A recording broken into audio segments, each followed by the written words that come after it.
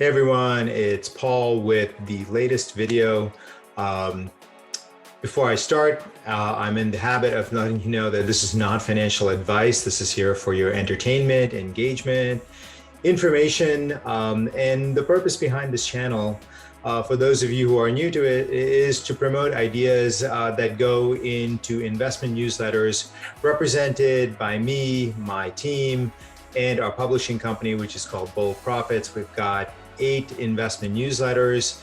If you're interested in trying them out, the introductory one is called Profits Unlimited. You can check it out by clicking on the strong hands above or click on the link below that says profitsunlimited.com. And Profits Unlimited is a multi-cap investment newsletter. In other words, we look at ideas, investments, stocks, crypto, that are everything from as small as about $1 billion in market capitalization, that means in terms of stock market value, to as much as hundreds of billions of dollars in terms of their market capitalization. So we span the entire investment world, if you will, on the stock market. Cryptos are largely limited to the very large ones because those are the ones that are available on the widely available platforms like Robinhood.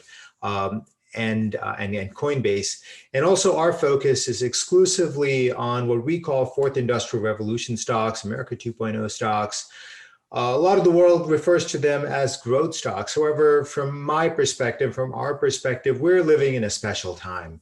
This is sort of like living at the moment when the Industrial Revolution was really taking off, maybe 100 years, maybe more than 100 years ago. And it's a similar moment in our judgment. We call it the Fourth Industrial Revolution, America 2.0. And we believe this is a unique moment to be invested. And if you've been with us for a while, you've seen that our stocks, growth stocks, America 2.0 stocks, Fourth Industrial Revolution stocks, they've been flat after sort of having this rocket ride up in 2020 all the way until February 15th or so of this year, when they stopped going up and then they started going down, and then they've sort of bottomed out about the middle of last month, about May 15th, May 16th or so.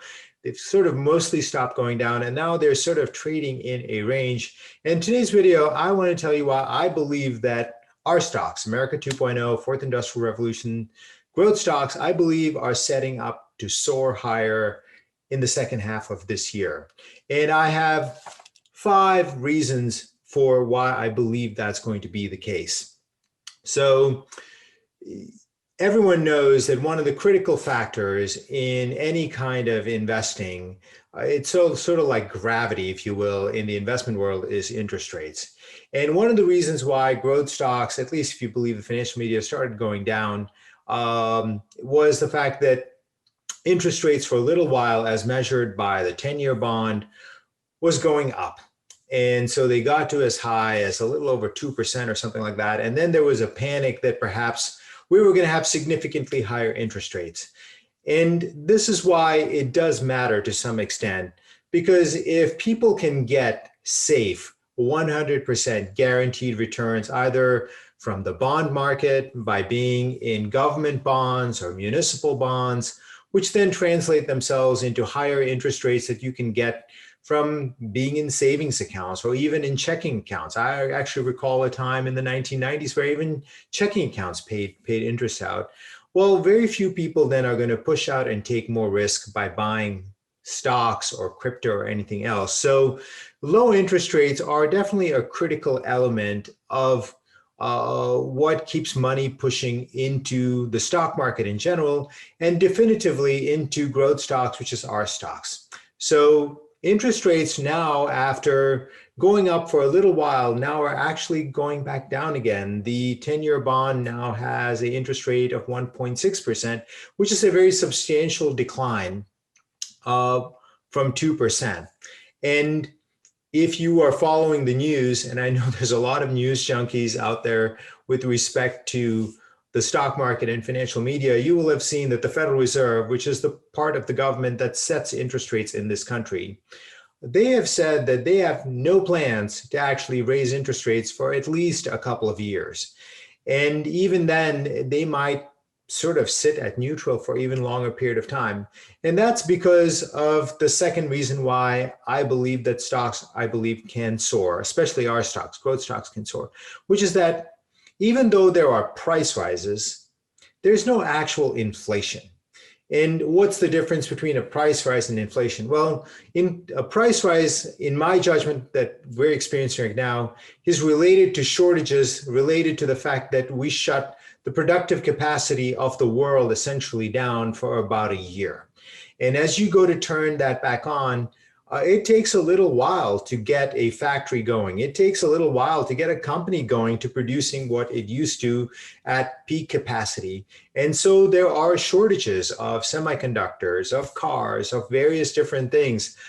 People tell me even for tomato ketchup, even though truthfully, I've actually tested that and there does seem to be plenty of tomato ketchup. So there'll hopefully be no run like we had on toilet paper pre-pandemic. Nonetheless, all jokes aside, there are certain shortages of certain things. For instance, in North Carolina, quite recently, where I live, we actually had for a few days a gas shortage related to the fact that the pipeline was being ransomed. And until they could get the pipeline going, there was an insufficient amount of gas. If you take the same thing out, in other words, if you shut something down for a while, well, there's going to be a shortage for a while until you can get your productive capacity up. And that's what has been causing a large number of the price increases. However, those price increases are going to be cured by the fact that everyone is trying to ramp up their production as fast as they can to take advantage of those price increases. And that's the nature of capitalism, demand and supply. So these price increases are temporary and are going to pass because there is no issue with productive capacity. World around, prior to the pandemic, we had plenty of capacity to make pretty much everything. And we, I believe, are going to go back to that state and are going back to that state. And in several industries and sectors are already back at that state. So you are going to see price increases moderate, and then you will actually see price increases start to come down. And then there will be no fear of inflation.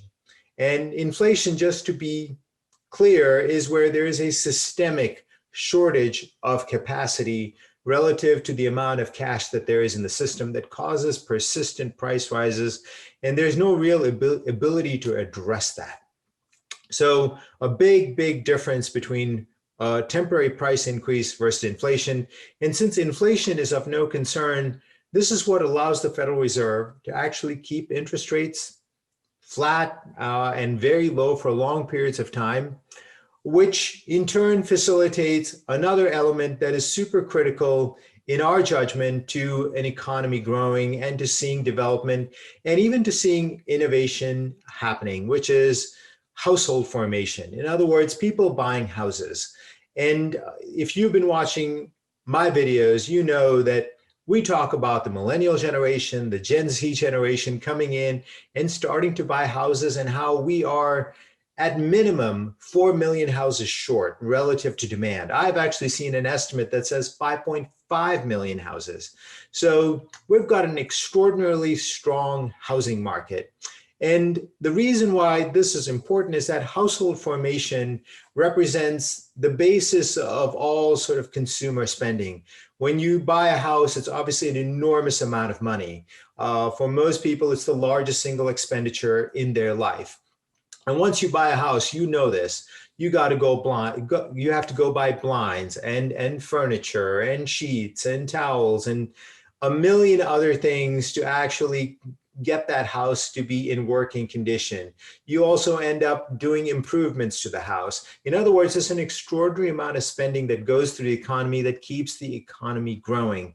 And we have that in a massive, huge amount right now. We've got huge demand for housing, so many houses being built. We have this massive shortage that says that houses are going to continue to be built. So we're going to have household formation continue in an extraordinary fashion, I believe, for 3, 5, 7, potentially even 10 years, because we have 2 generations of human beings, at least in this country, that are looking for houses for the very first time. And we are short them because we have not been building them for nearly 10 years as a result of the financial bubble, the financial crisis that happened in 2008. So that's the third factor. Now to sort of more technical factors related to the overall stock market. If you go and look at the NASDAQ composite, now many people focus on the Dow, and I actually have a prediction for the Dow at 100,000. However, in truth, in terms of my day-to-day index that I look at the NASDAQ composite. And for those of you who are unaware, the NASDAQ composite is every single company that trades on the NASDAQ stock exchange. So it's a composite. It's a composite of all the companies that trade on the NASDAQ exchange, and they calculate its average price. They take all of the stocks, they weight it by their market capitalization, and then they come up with the daily performance. And if you go and look at a chart of the NASDAQ composite, you will see that it's been trading in a range. I'll put this chart up here quickly. You'll see it trading in a range. And I can tell you, when you see that formation in the past, it drives two things. One, it causes a lot of fear among a lot of people, and people think that that range is indicative of a top that is going to end in either a bear market or crash. And of course, on cue, there are a lot of people predicting crashes. In fact, from my previous video last week, I had a question asking me. There's all these people, Ray Dalio, Jim Rickards, other folks that are predicting a crash. What do you think? And my personal experience is the opposite. When you actually see this particular formation, and you also have a lot of predictions of a crash, and when you have all the factors, interest rates, inflation, household formation, innovation of the kind that we talk about and focus on through Internet of Things, artificial intelligence, blockchain, transitions to sustainable energy, emergence of new industries like space, use of new techniques like 3D printing, it's various signs that what we are likely to see is a breakout. In other words, where the NASDAQ composite, which has the greatest representation of America 2.0, fourth industrial revolution companies, growth stock companies, it's going to break out. In other words, the average stock in there is going to see price rises that are quite significant. And so this is another sign for me that I believe that our stocks, the stocks that are in our services, growth stocks in general, they're setting up to rocket higher. And usually after a moment like this, where we've had a very steep correction, something in the range of nearly 20%, many of our stocks, truthfully, have even been hammered much more, 30, 40, 50% even. So in other words, you've gone through a big moment where all the weak hands, people even call them paper hands, have been washed out. And the diamond hands, the strong hands, as we call it, the strong hands, that's what we call it across our services, say, hold our stocks with strong hands, don't sell in the face of volatility when a stock can go up more. Well, those are the folks holding the stocks. Now, as demand comes back in, now people are forced to bid it up. So that's my fourth indicator. The NASDAQ composite to me is in a formation that's telling me that our stocks, growth stocks, America 2.0 stocks, they're setting up to rocket up and to soar higher. So I am, as I like to say on Twitter, bullish, optimistic, positive. The last one is related directly to what we focus on, which is innovation, which is that we've gone through a Great Depression in innovation stocks. We had this huge amount of sort of early innovation happen, particularly in technology and then in biotechnology in the late 1990s and the early 2000s. And then we had this horrific crash and bear market that continued for a very long period of time in innovation stocks. The overall stock market continued to go up. However, it was mostly focused on non-innovation stocks. Like, for example, from 2000 to about 2007, it was mostly a focus on China stocks, commodity stocks, and certain value type situations. That's what you needed to be in to really benefit. And then, of course, there were all the stocks related to the financial bubble around real estate, and those stocks went up a lot. However, innovation stocks, other than one or two stocks that you can point to, like perhaps Netflix or Google, really for the most part, they didn't do very well. And in the crash, they really got destroyed. Then from 2008 to about 2016, we really saw the emergence of dividend-based investing, and income really was a big deal, and dividend stocks took off, and everybody was really really chasing dividend stocks in a big way. Bonds also, as interest rates go down, bond prices go up, people chase that. And then we had shale oil. That was a big thing that happened. And yes, we also had the emergence of a few more growth stories. However, it was just the FANG stocks, just Facebook and Amazon, Netflix and Google, and to some extent Apple. And Apple has really taken off since then. So every stock market is ultimately about one thing. And I believe the market since 2016 is about innovation. It's about the fourth industrial revolution. And post a Great Depression in innovation stocks, I believe that this can run for a very, very long time, potentially 7 to 10 years, maybe even a double header, 14 years or more, because we've gone through a washout, a complete washout in innovation stocks where these stocks got destroyed. They may have gone public with a valuation of $2 or $3 billion, and some of them have gotten down 20 or $30 million, which is why we even have a service that focuses on these microcap, nanocap stocks called 100X Club, which we began after the crash last year and has done phenomenally well. Because it's, in my opinion, a one-time opportunity to invest in the fourth industrial revolution, innovation, post a devastated market with super cheap valuations. And we've got many of these companies in Profits Unlimited as well, which I mentioned to you is our flagship newsletter, an introductory newsletter, which if you want to subscribe to, click on the strong hands above, or there will be a link below. So that's my video for this week, which is that there's 5 reasons why I believe that our stocks, America 2.0 stocks, fourth industrial revolution stocks, are setting up to soar. The first one is low interest rates. Second one is really very tame inflation. I know about price increase, which I explained, but I believe that inflation in its real form is low. Household formation, housing is strong. The NASDAQ composite is showing a pattern that suggests a breakout and rising prices, which is going to be great because most growth stocks trade on the NASDAQ. Fourth is that the current bull market is for innovation stocks. And truthfully, a lot of those trade in the US, and that's where we are primarily focused on. So that's the video for this week. If you like the content of this video, give us a thumbs up and subscribe to our channel. And I always look forward to whatever comments you have to say below, which I hopefully can look to answer in future videos. And that's my video for this week, and I'll have another one for you next week. Until then, this is Paul saying bye.